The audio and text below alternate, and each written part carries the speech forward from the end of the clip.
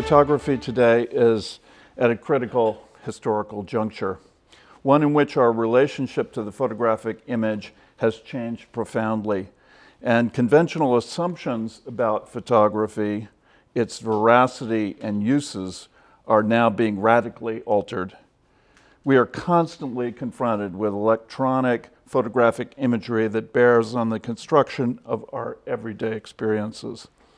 Instant access to personal and public images and information, extended use of photographic images as a means of communication, increasingly sophisticated techniques of photographic surveillance and supervision, and the largely invisible effect that digital images have on our social organization, and perhaps even more so on the performances of public selfhood.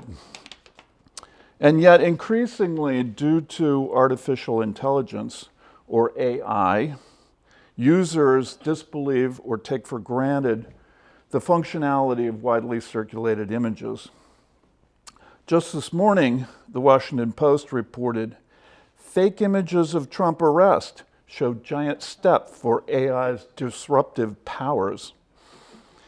When I told a friend that I was working on an exhibition about photo booth portraits of black subjects from the 1930s, he immediately generated a plausible facsimile using AI software. What is disturbing about this AI image is that it is entirely fictional, invented just through punching in a few search terms. It has no content, no context, no meaning. In my own work as a photo historian and curator, I've been taking the exact opposite approach, looking at all kinds of photographs precisely for their social content, historical context, and political meaning. In other words, how can or how do photographic images make a difference in people's lives? My research recently is focused on what is called vernacular photography. So I'm going to try and tell you what that is. A sprawling approach to popular photography that seemingly defines not only quantification but also definition.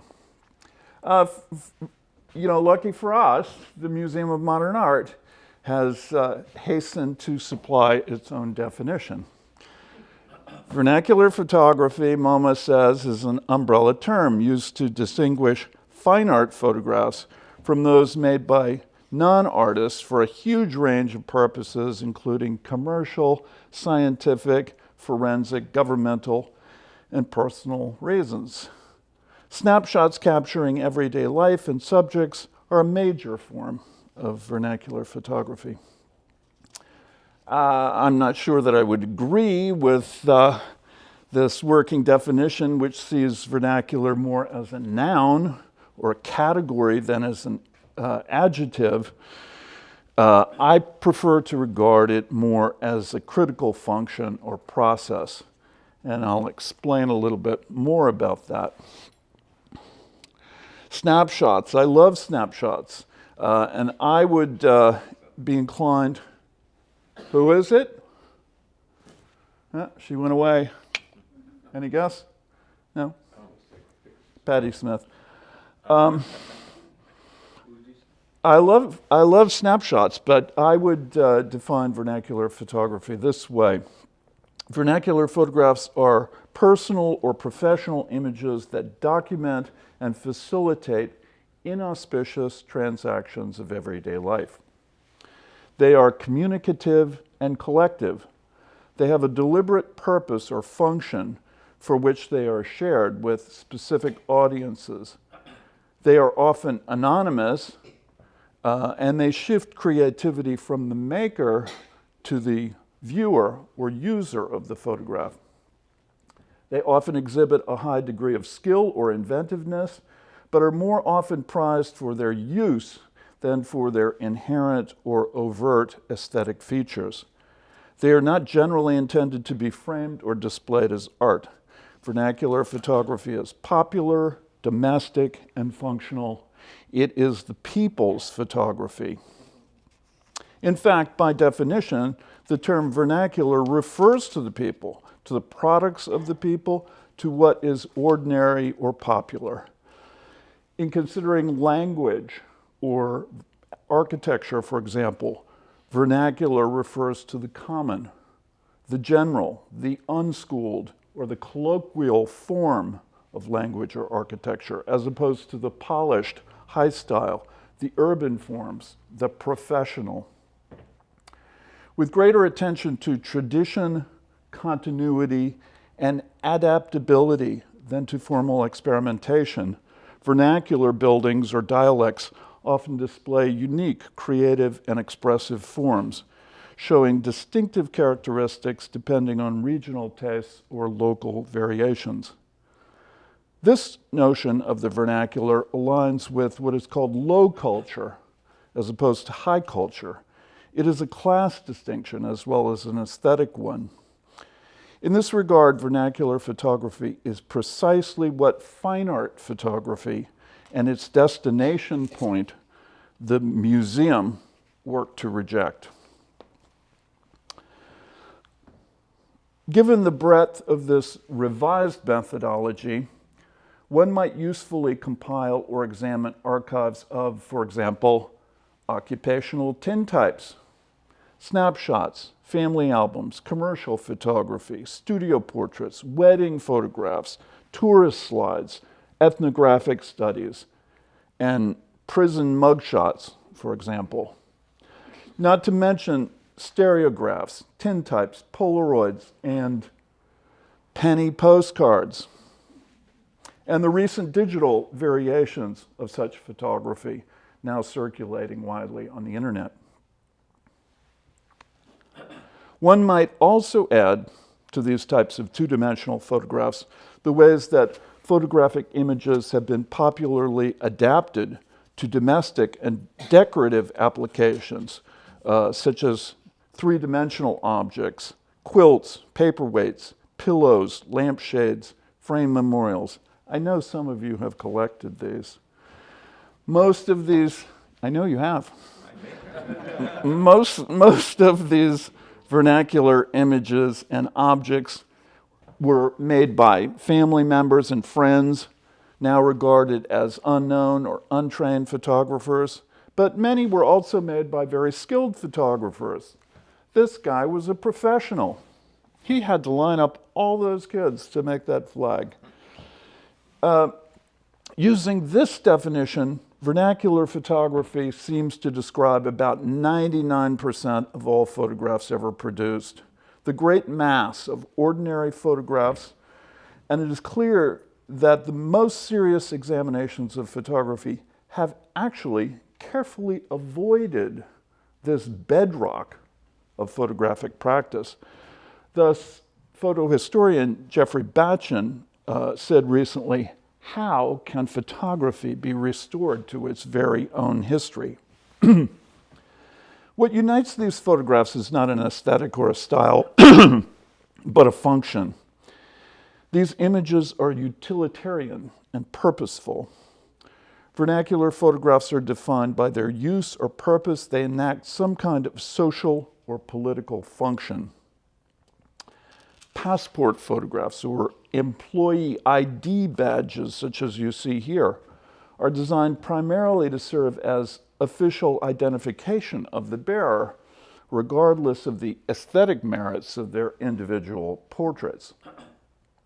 These are banal photographs, often recorded by the most ordinary means, by small-town studio operators, by professional photographers on assignment, by dads with cameras in the backyard. They have record-keeping or archival uses that are fundamentally non-aesthetic and tailored to specific avenues of circulation and collection, including police files, crime detection work, medical and scientific research, business reports, or even taxi licenses. Generally, the content or subject of vernacular photographs is deemed more important than the expressive nature of the image. If the fine art photographer strives to create something emotive and exceptional, the vernacular photographer resolutely aims to be as conventional as possible, to be useful, to conform to what is regarded as normal, as in school photos. Critical approaches to photography now discover in vernacular forms extraordinary social and historical meaning. There's even a whole book on school photos.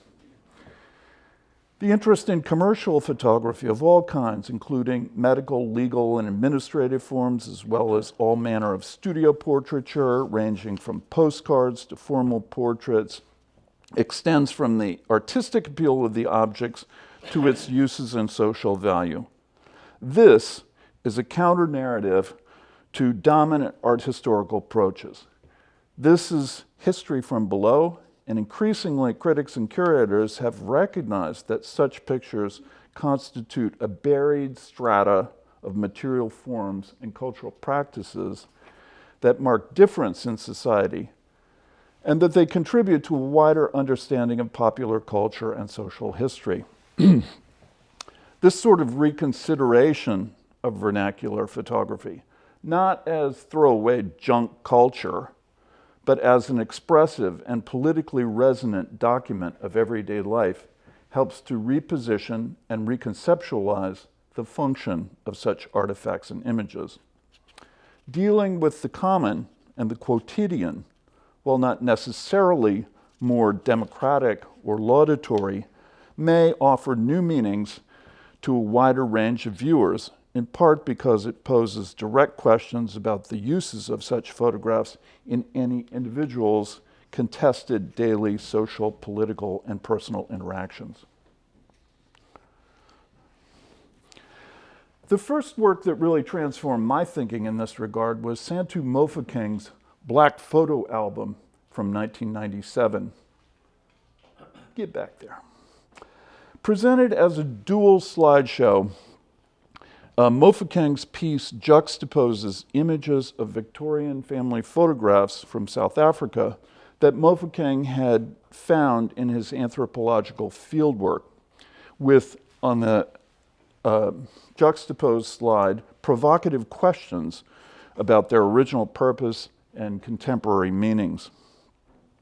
From 1988 to 1998, Mofokeng worked as a photographer and research at the Institute for Advanced Social Research at the University of Witwatersrand in Johannesburg, South Africa.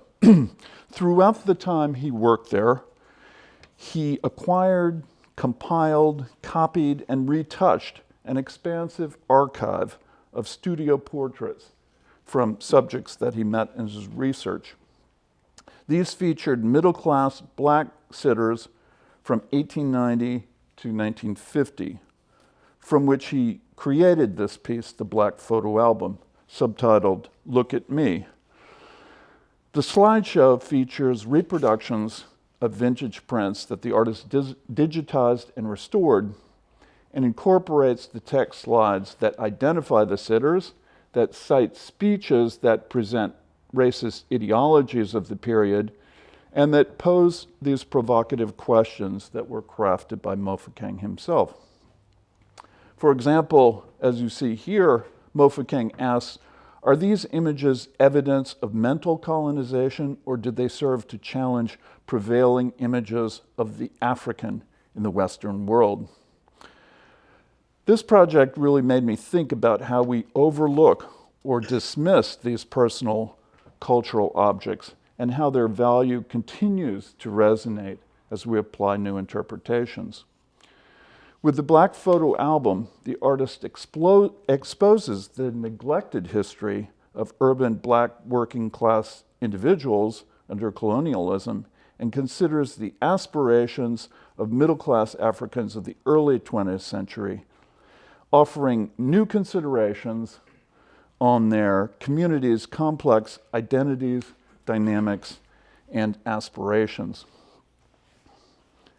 The issues at stake in any consideration of vernacular photography are made problematic not only by the sheer breadth and diversity of such objects and the types of social functions that they define, but also by the shifting status and meanings of these images and objects as they move from one physical context to another, or as they change meaning through time.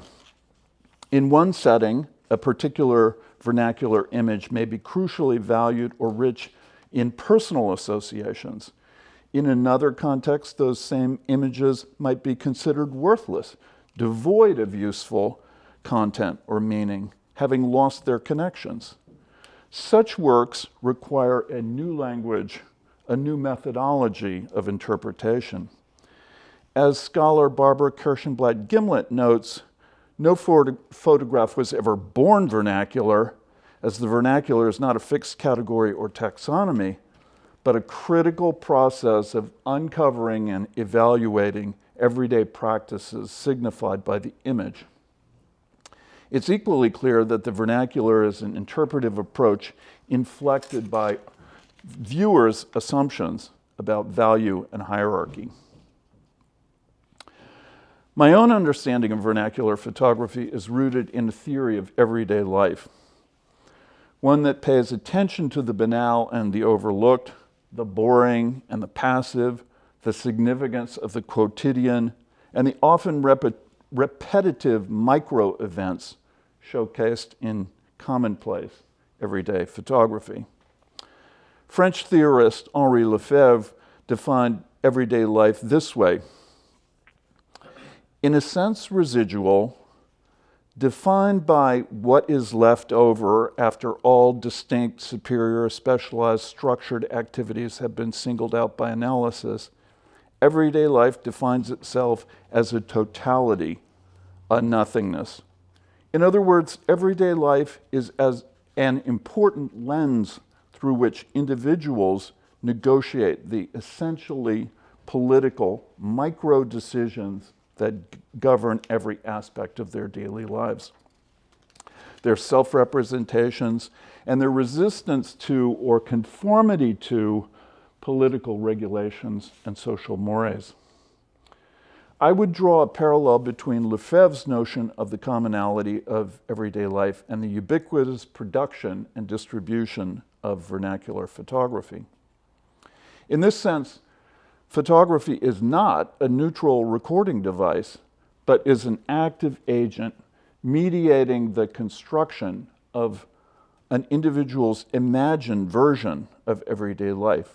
It is an image that simplifies the complex and contradictory present for a future viewer. This critical approach is not limited to private or family photographs, but also pertains to images that are not at all private, including routine identity and surveillance photos, institutional records from prisons or mental hospitals, or ethnographic photographs and images of conquest.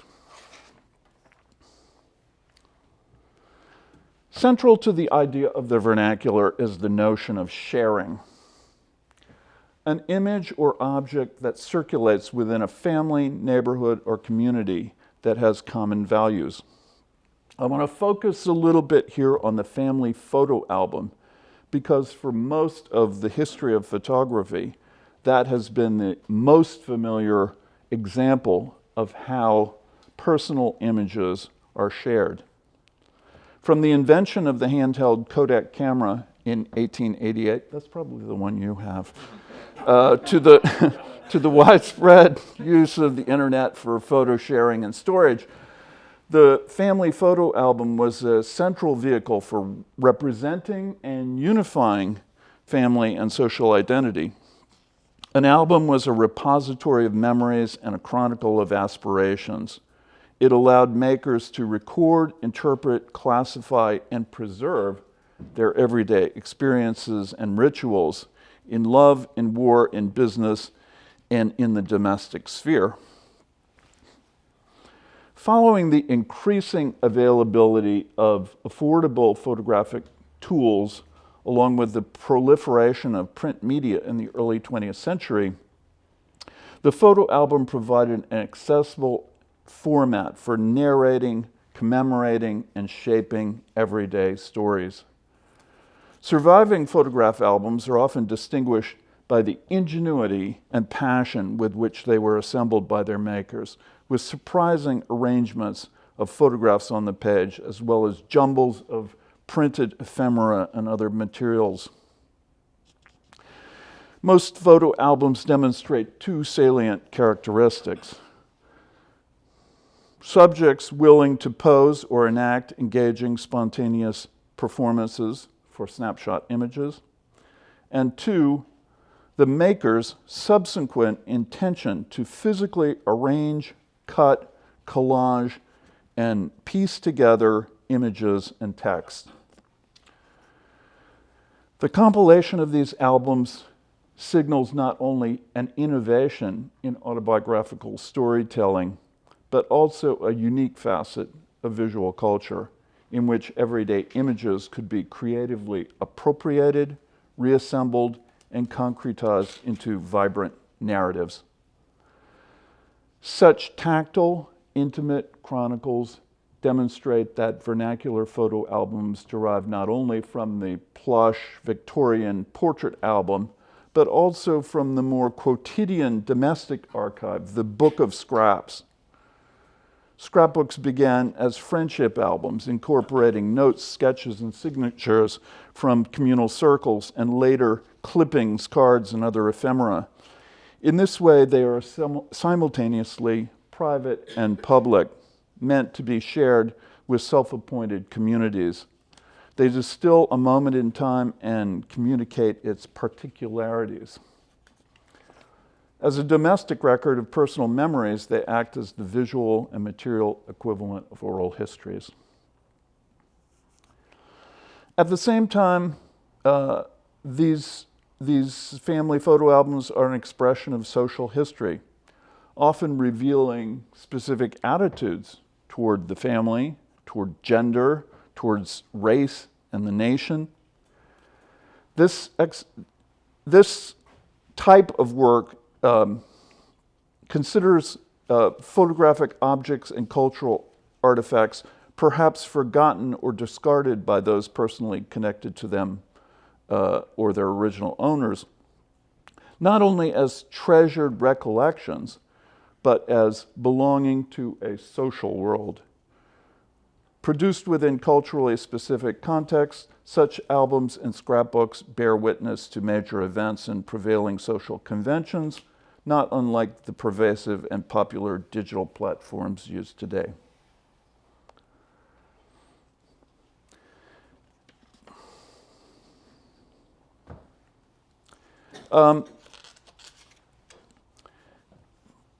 The compilation of these albums signals an innovation, as I said, in autobiographical storytelling, but also a unique and creative aspect of visual culture. This is an album by a woman who identified herself on the front cover, named Sarah Hofstetter, a young girl who began this album, later a woman who kept up the album over approximately a decade. This is a good example of how the album became, in the 20th century, a tangible way to represent and reinforce the conventions of middle-class American life, a means to express social relations previously deemed unimportant or ephemeral, but now as central to Midwestern American culture. This woman, Sarah Hofstetter, was born in 1888.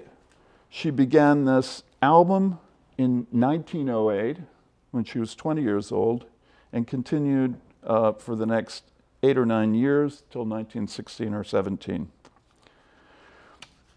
Her family owned a reasonably prosperous cigar and candy store in Columbus, Ohio, where Sarah lived with her family, worked as a bookkeeper, and never married. Her album carefully records family outings to nearby Buckeye Lake, but also to more distant destinations such as Washington, D.C. and Niagara Falls.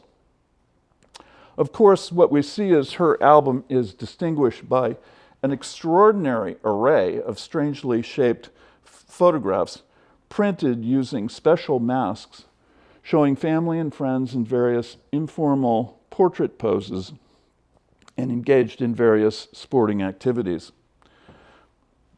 Whether these photographs were printed commercially or perhaps by Sarah herself is unknown, but they do reflect a momentary interest in designing and enlivening family photograph albums as part of the extraordinary domestic ritual of viewing these albums.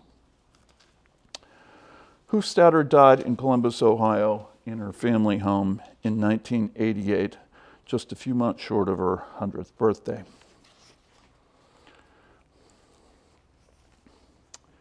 A far cry from that carefully constructed chronology of Columbus, Ohio, is the hodgepodge collage approach to personal depictions evident in many other types of albums. This page from a small, rough Black American album from around 1935 illustrates this more impressionistic composition. But interestingly, it combines portraits of individuals, many photo booth images, with printed captions clipped from magazines or newspapers. For instance, one outdoor shot of a picnic or gathering is captioned "Forgotten Faces." Other cut-out adjectives or ambiguous phrases such as manhood or charming or small-town girl are applied to various friends or romantic interests. Other pairings are quite jarring, such as a smiling young woman labeled a lonesome kid, or a young woman staring off to the side and wearing her hat tilted at a playful angle, who is labeled simply discouraged. There is in this humble album a lively exchange filled with innuendo between the labels and the subjects, all young and stylish African Americans.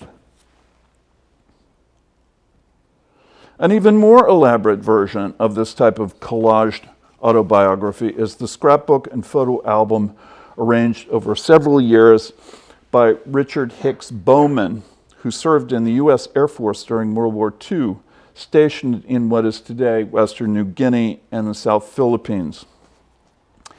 Bowman compiled this album in the 1950s from artifacts that span over a decade. The album chronicles Bowman's war service, his discharge in 1946, and his vagabond life in New Orleans in the post-war years. His personal archive contains photographs, receipts, insurance cards, and other printed ephemera, often collaged together extraordinarily, again, with postage stamps and printed captions.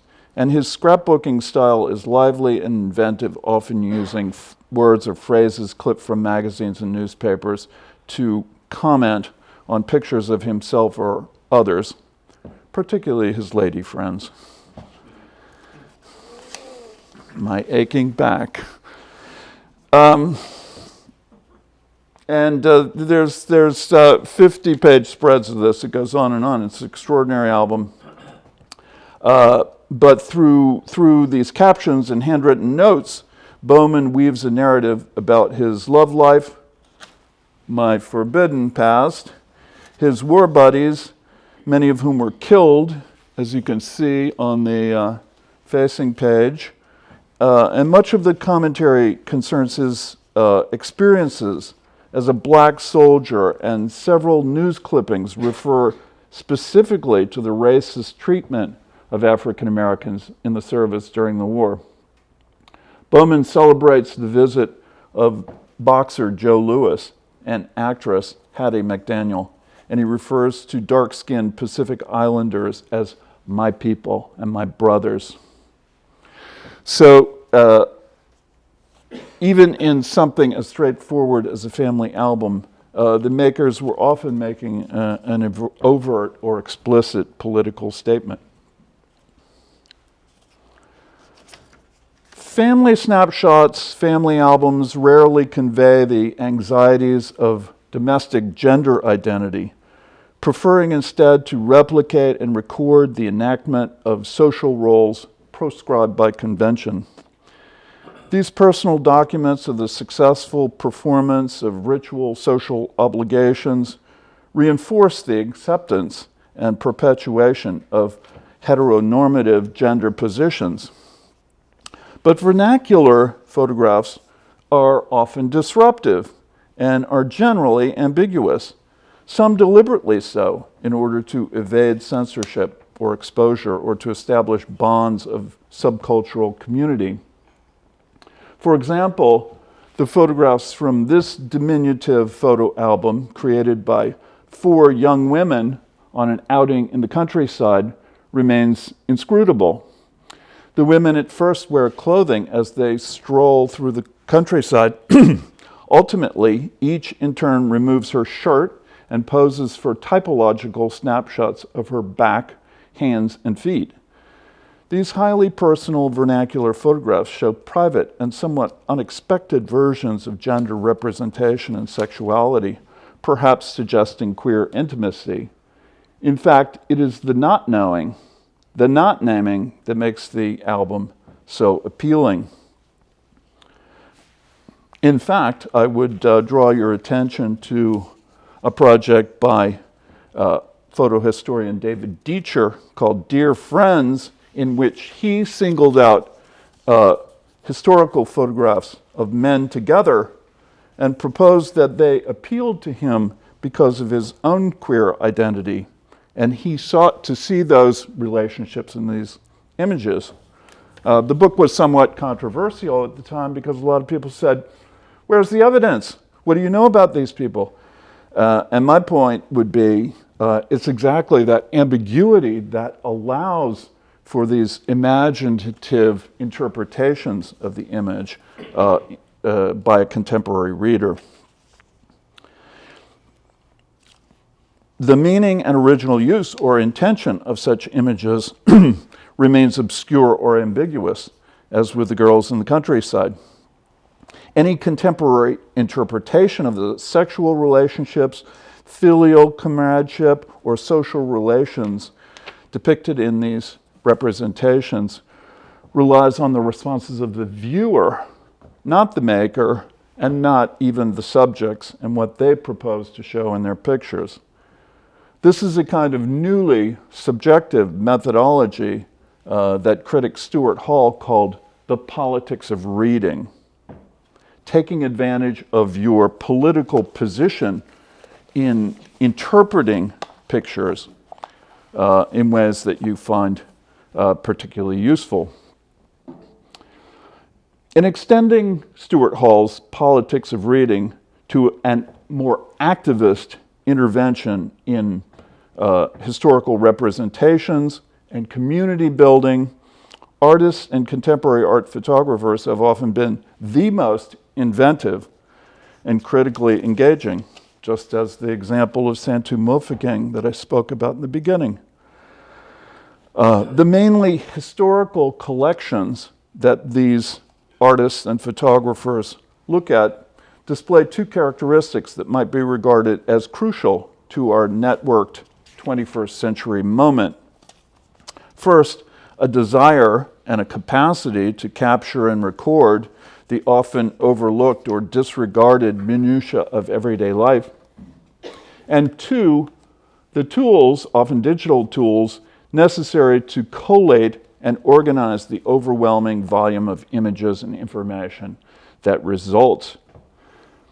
Artists such as Lorna Simpson, Wendy Redstar, Jason Lazarus, Eric Kessels, Patrick Pound, Iris Wu, and many others have seized upon the opportunity to compile and preserve and play with vernacular archives designed to function politically by highlighting specific social issues or marginalized communities. These vernacular artist archivists distill meaning from their reorganized detritus through the conceptual processes of taxonomic classification, serial repetition, progressive sequences, or the sheer accumulation of new archives. These artists used the emotional appeal of everyday objects, not nostalgically, but strategically, as a way to provide a bulwark against trauma and loss and all that is ephemeral. So I want to talk about a few artists who have done projects of this sort with what I'm now calling vernacular images. At the Gulu Real Art Studio in Gulu, Uganda, photographer Opal Denis made ID pictures for local people seeking work by cutting the client's face out of a full-length portrait and discarding the remainder of the print. The identity portraits were crucial for the citizens of Gulu, where more than half the population had been displaced by an ongoing war. For these identity photos, the intent was that one individual's image could be compared to another for identification within a state or corporate organization. The goal was to establish discernible physiognomic differences within a uniform format, typical identification photograph. The character or personality of the sitter, the hallmark of the bourgeois portrait, was irrelevant to these ID photos. And yet, the sitters, as you can see, they came decked out in all kinds of fancy regalia, ready to have their portrait made, sometimes proudly asserting their relative standings within the social structure and the community, positions that were ratified or confirmed by its documentation in identification photography. In January 2011, documentary photographer, actually war photography, Martina Bacigalupo, who was based in East Africa, began to collect Denis' thrown away faceless images, literally digging through his garbage can. She thought they were kind of cool, even though they had no faces. Even without their portraits, they represent nurses, soldiers, farmers, teachers, businessmen, students, mothers, children, the young and the old. You see, once you look at dozens of these, it's a real cross-section of Gulu society. These portraits follow in the tradition of vernacular studio photography in East Africa. However, devoid of their faces, they're completely unlike conventional studio portraits. Distinctions are established through pose, clothing, and self-definition, or in recurring motifs, such as the blue jacket required for certain bank applications. The cutouts heighten attention to gesture and detail, while the uniformity of the background provides a comparative study of a society during a specific moment of economic and political transition.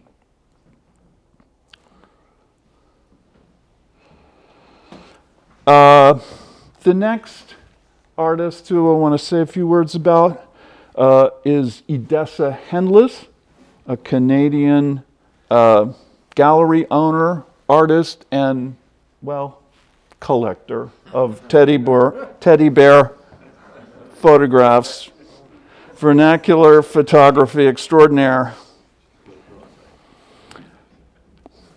Nowhere is this predilection for creating meaning from chaos more apparent than in the exhibition created by Canadian artist Idessa Hendlis called Partners, or the Teddy Bear Project, in 2002.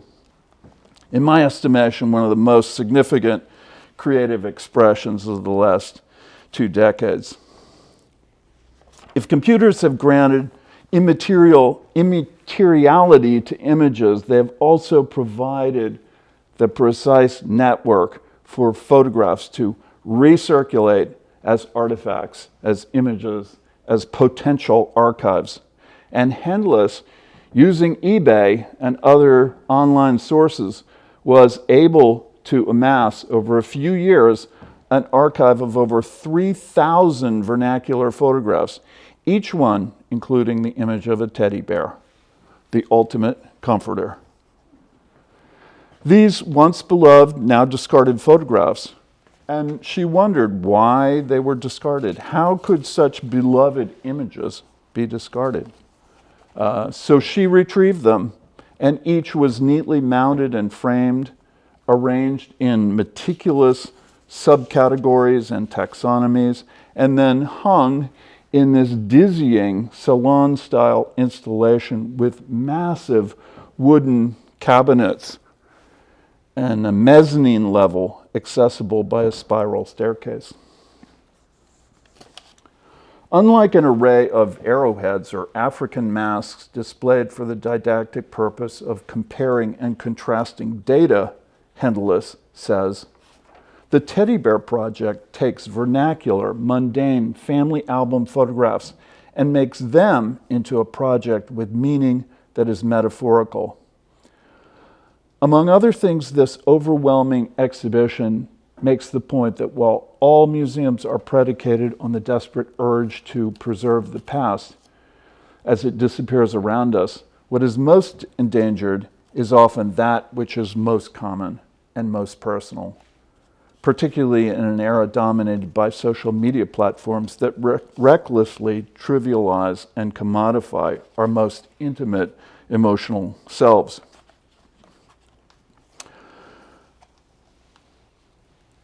Another artist that I'd like to mention is William Camargo, who was 2022 Woodstock Air Artist in Residence for the Center for Photography at Woodstock. This Camargo is an arts educator and a photo-based artist and arts advocate, born and raised in Anaheim, California. And currently he serves as Commissioner of Heritage and Culture for the city of Anaheim. He's also the founder and curator of the Latinx Diaspora Archive, an Instagram page and extensive archive that elevates communities of color through pulling together archives of Latinx family photographs.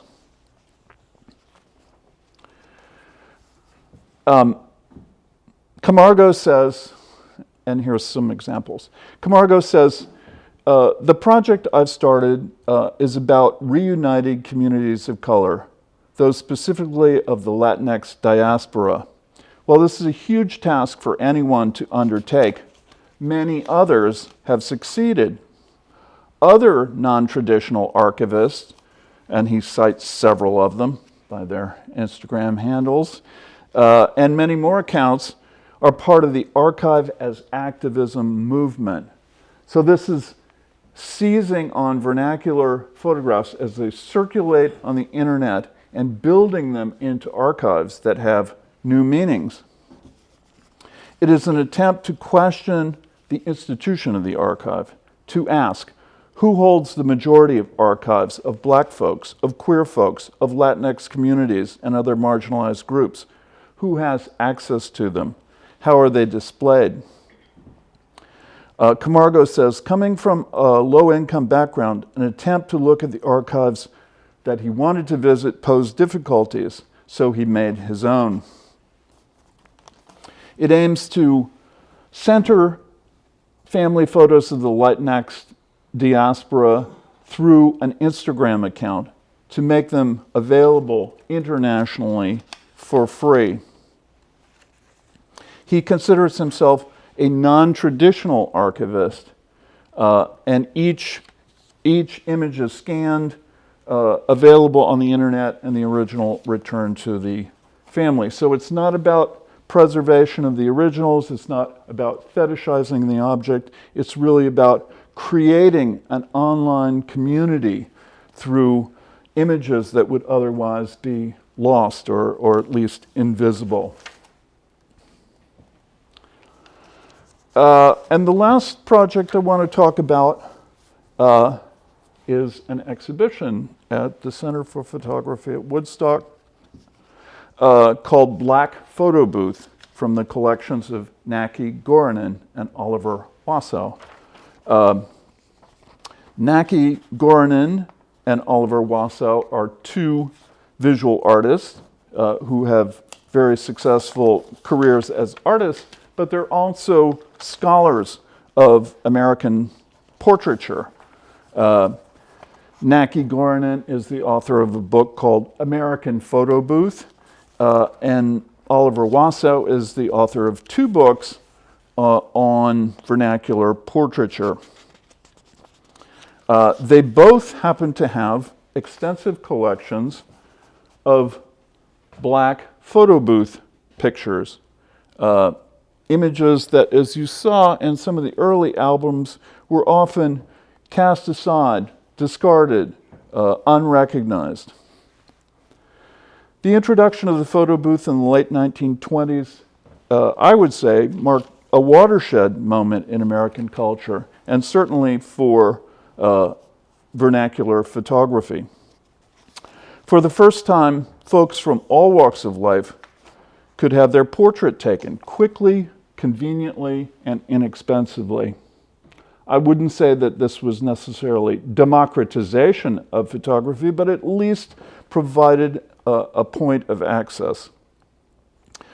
Inaugurated by Anatole Josepho in New York in 1925, the photo booth was a studio, darkroom, and photo delivery service all rolled into one tiny booth without a photographer. And this is interesting. You didn't have to go pose for a photographer in his studio. You could step into the booth, which was relatively private and available in drugstores, bus stations, and county fairs. And for a quarter, some of you may remember, the machine would snap your picture while you made silly faces and deliver a strip of direct positive prints within a matter of minutes. The modest vernacular portraits produced by the thousands in photo booths across the country comprise a rich record of visual representation and social history. During the decades after the Great Depression, Black Americans in particular made extensive use of the widely accessible photo booths for self-representation. Many of the intimate portraits made there feature distinctive fashions or hairstyles, while others clearly document celebratory outings. The privacy of the photo booth provided an opportunity for spontaneity and freedom, for self-portraiture and self-representation. This exhibition, Black Photo Booth, captures casual interactions of everyday life. Farmers in coveralls, women wearing their best Easter hats, revelers drinking, lovers kissing. The photographs range from small strips or single images to larger arcade photos, often featuring folky, hand-painted backdrops. These small portraits were sentimental keepsakes, once gathered in frames and family albums, now in circulation as vernacular photographs. And of course, you're all invited tomorrow to our opening, 5:30 to 7:30. In conclusion, as records and tools of everyday life, vernacular photographs were once embedded in social narratives and functions, from the highly personal family album to the bureaucratic identity photograph, now radically decontextualized from their original communities and uses. These orphaned photographs are symbols or synecdoches of the often violent cultural displacements that set them adrift and resulted in their abandonment. In reassigning or replacing the original cultural value, do museums, collectors, and scholars perpetuate and reproduce patterns of past cultural pillaging? What responsibilities do we have to intervene in this traffic in photograph?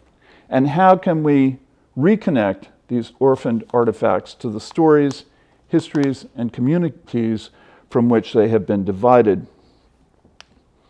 In a short text on this very subject, Pulitzer Prize-winning novelist Orhan Pamuk, himself the proprietor of an idiosyncratic vernacular museum in Istanbul that uses commonplace objects to weave a story of love, longing, and loss, as he says, offers his view on the appropriate critical approach to such personal connections, to such personal collections. We don't need more museums that try to construct historical narratives of a society, community, team, nation, state, tribe, company, or species. We all know that the ordinary, everyday stories of individuals are richer, more humane, and much more joyful. Thank you.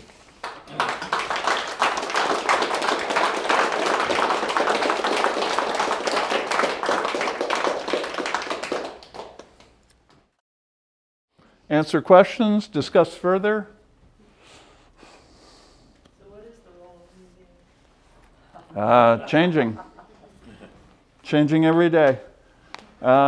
We need people to invent new museums that are more responsive to their communities, rather than, as Pamuk says, weaving grand historical narratives and appropriating cultures from other nations and people. So I think what's happened over the last decade certainly has been a real rethinking of the role of the museum.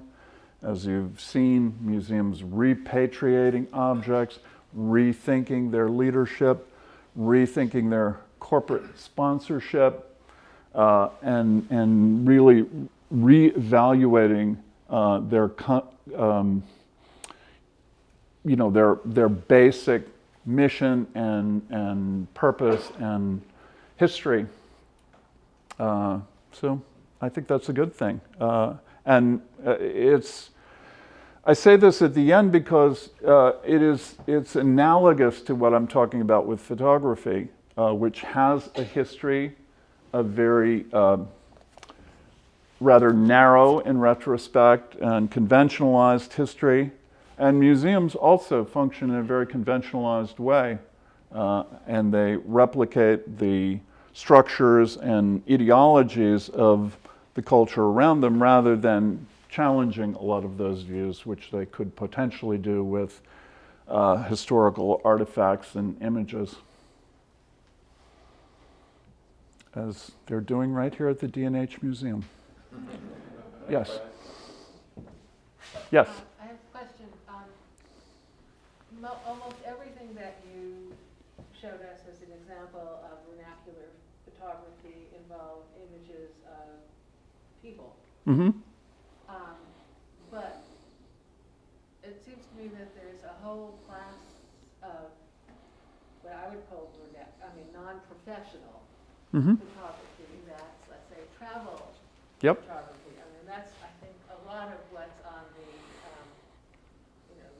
social media have to do with images of pyramids or a street in Paris or whatever. So do you consider those vernacular or? Yeah, as I was trying to say, I think it's not a category that's about drawing boundaries or establishing exclusivity of subject matter, but it's really a critical methodology, a way of looking at pictures. And certainly, I think travel or tourist photography or, on the internet, cat photos or food photos, those certainly qualify as vernacular forms. What we're talking about really is just popular usages of lens-based media.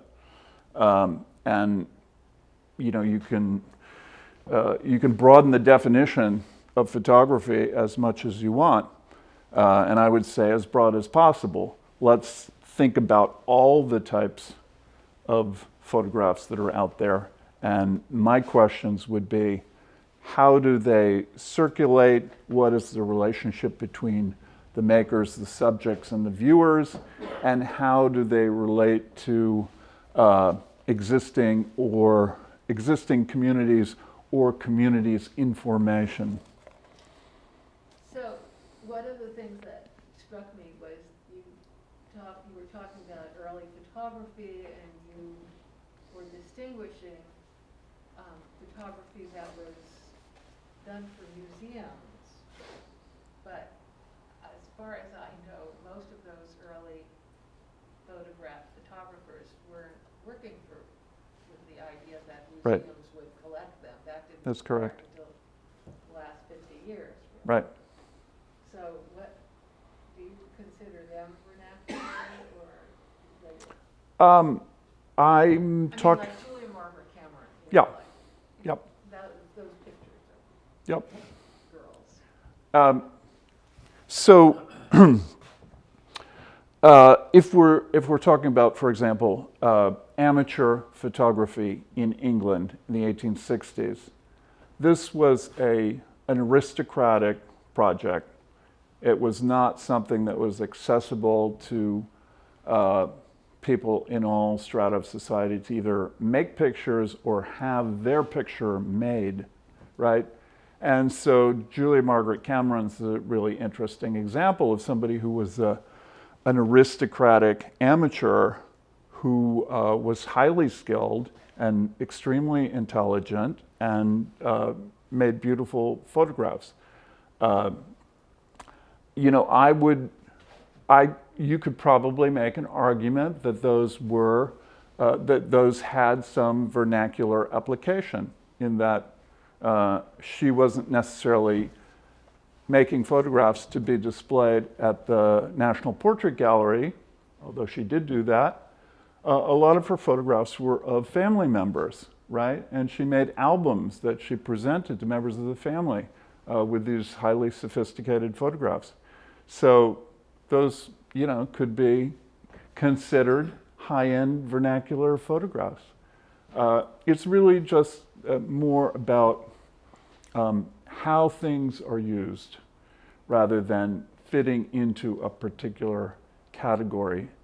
And the general statement I would make is that the category of fine art photography tends to shut down some of those arguments and preclude that critical investigation on the assumption that the knowledge about the excellence of certain practitioners and the status of the canon of artists and photographers is known in advance, and the requirements to participate in that classification are settled business, right? And I'm saying, let's look at all the other photographs that are made and what do they do, right? Yep. Can you give us any advice as to what we should do with those boxes of photographs that we find in our grandparents' homes when they're being cleaned out, and there are people we don't know who they are Yep. or where they were? What do you do with them? Yep. Give them the prize. Because we brought them with us. A friend of mine said, I never met a photograph I didn't like. So I'm not sure I'd be quite that open-minded, but yeah, I think, practically speaking, I would make a distinction between what one does as a researcher, critic, or scholar, and what one does as a practical housekeeper. Having thrown away a few photographs in my life, I would say you can't save them all. But I would say that each of them does have a history and a story, right? And if you want to unlock those stories, they're there to be investigated. Go for it. That is my wife speaking. Oh. And you wouldn't believe the number of photographs that we have. What have I started? Well, you could have a little photograph gallery here. I'd be happy to come over and advise. Yes. I'm curious what you think, or if you have any predictions about what a decade ago the iPhone became ubiquitous, and we now all have these incredible treasure troves of ordinary daily life Yeah. photography. What happens as those of us who have had lifelong records in their phone start to pass and no longer are their boxes, but now this digital record? Yeah, I'm no, just it's the curious what same. you think that might do, or how people might use these records of our lives and how that might affect Yeah. vernacular photography. Wouldn't that be interesting? That would be a great museum of, like, hundreds of cell phone downloads of people's personal photographs. It would be amazing. I mean, one of the points is that a lot of times these vernacular photographs mean more in the aggregate than they do individually. And interestingly, to make the point about fine art photography, as typically seen in museums, most of those museum exhibitions focus on individual photographs, one after another. I think what's typical of vernacular photographs is you have to get a mass of them together, and you see, serial conventions, or you see relationships between elements within a series. And yes, I would love to see anyone's download of their digital files, because I think it would be fascinating. What do people look at? What do they pay attention to? Now that everyone has the capacity to take pictures all the time, what do you do with that I just wonder if our opportunity? grandkids will sit there and flip through our lives, essentially. Who knows? Who knows where it'll be then? Yes, man in the back row. I always heard that Andy Warhol said, it's art if you call it art. And I wonder if the opposite in a way would be is the vernacular if you don't call it art. Because, you've singled out, I'm very familiar with vernacular, but this incredible kind of, you can't get to it unless you don't say it's there sort of thing. It's this incredible, I don't even know. You can't get to what? Well, the idea of, because artists on the whole love the vernacular, but Why is that?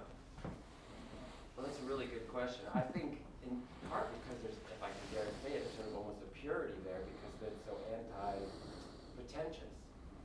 That would be my theory, perhaps. But I'm just curious the relationship between people that call it art and then people that no, this isn't art. This is function, or all those other, Yeah. metaphors that you spoke of. Yeah. Well, that's really a variant on the same question we've been talking about. Like, how do you establish those categories or boundaries? What are the rules? What are the criteria? And I'm, as you can tell, sort of suggesting let's eliminate a lot of those categories, or, as you suggest, call the Warhol paintings a vernacular of sort. They're representative of a particular mindset about image making in the 1960s and 70s in a very specific geographic location, a very specific culture, and that has vernacular ramifications, which is interesting. Wouldn't you say that someone like Warhol is intentionally creating art? It's not just like, oh, all of a sudden I'm making a Campbell soup can, This is all with very focused intention. And isn't that the difference between that and vernacular, or that Well, outsider art? Warhol's a good example because he specifically seized upon vernacular images and objects in order to make a shocking transformation of them into But it's extremely something. intentional.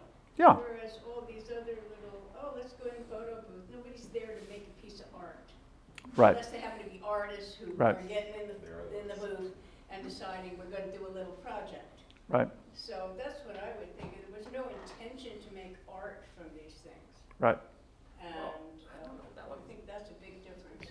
That looks like they wanted art. Well, that's why I was trying to suggest that moving away, the photo booth images are interesting because there's no intent of a photographer because there's no photographer. There's an intent of the sitter, there's maybe an intent of the viewer, And so you have these overlays of interpretation from sources that are somewhat unexpected because we're used to applying the intentionality to the maker of the image, right? And so, no, people were not going into the photo booth to make art for the most part. They were going into the photo booth for a sentimental keepsake, having some fun, and that's interesting. That's a positive movement. Yes. I don't know if I can frame this exactly the way I'm thinking, but I'm sure you're familiar with Sebald's books and Austerlitz and the way he incorporates in terms of these thrown away images that he's found in garbage cans and flea markets, and then he's writing these historical fiction narratives that seem autobiographical. The first book I read, I kept looking for the photo credits in the back, and then I was shocked by, oh no, so he's weaving his own, another story, making another history with someone else's or another body of work of vernacular. Yeah. I found that fascinating. Yeah, no, exceptional. And that would be another, that could have been another example of how artists use found photographs instead of those more sort of didactic archives or, extravagant museum installations, using anonymous or found imagery as a creative inspiration or even as a historical fiction of sorts. Good point. Anything else? All right, well, thank you all for coming. This is fun.